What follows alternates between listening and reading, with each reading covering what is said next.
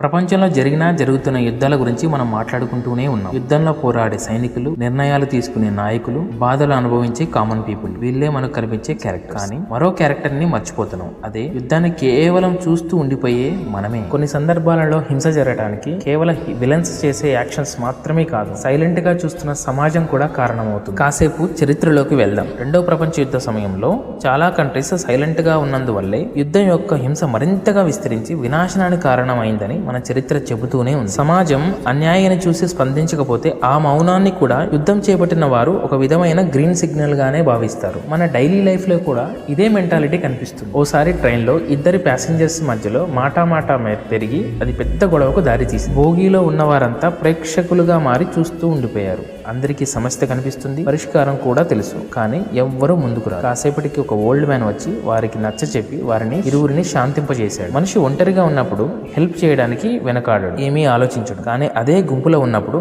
అలా చేయడంట. రీజన్ ఏంటంటే చాలా మంది ఉన్నారులే, ఎవరో ఒకరు చూసుకుంటారులే అన్న భావన. దీనినే సైకాలజీలో బైస్టాండర్ ఎఫెక్ట్ అంటారు. అదే యుద్ధం విషయంలో అయితే ఇలాంటి మౌనం మరింత ప్రమాదకరం. ఎందుకంటే యుద్ధం లక్షలాది జీవితాలను ఎఫెక్ట్ చేస్తుంది. ఇది తెలిసిన ఇంకా ఈ ప్రపంచంలో చాలా మంది ఈ దారుణాలన్నిటినీ న్యూస్ గానే చూస్తారు, అయ్యో అని బాధపడతారు. ఇంకా మన బాధ్యత కాదని, మన చేతిలో ఏమీ లేదని భావించి ఊరుకుంటారు. అసలు సివిలైజేషన్ అంటే టెక్నాలజీలో ఇంప్రూవ్మెంట్ మాత్రమే కాదు, సమాజం నిజంగా ఎంత నాగరికతమైందో తెలుసుకోవాలి అంటే ఆ సమాజంలోని అన్యాయాల గురించి ఎలా స్పందిస్తుందో అని చూడాలి. మన చరిత్రలోని గొప్ప గొప్ప మార్పులన్నీ కామన్ పీపుల్ యొక్క ధైర్య సాహసాలతోనే స్టార్ట్ అయ్యాయి. కొన్నిసార్లు కామన్ పీపుల్ ధైర్యంగా ఇది తప్పు అని చెప్పడం కూడా పెద్ద పెద్ద మార్పులు కారణం కావచ్చు. అయితే ఇప్పుడు జరుగుతున్న యుద్ధాన్ని ఆయా దేశాల నేతల మరియు సైనికుల సమస్యగానే చూస్తే సరిపోదు. స్పందించడం మిగిలిన దేశాల నైతిక బాధ్యత కూడా.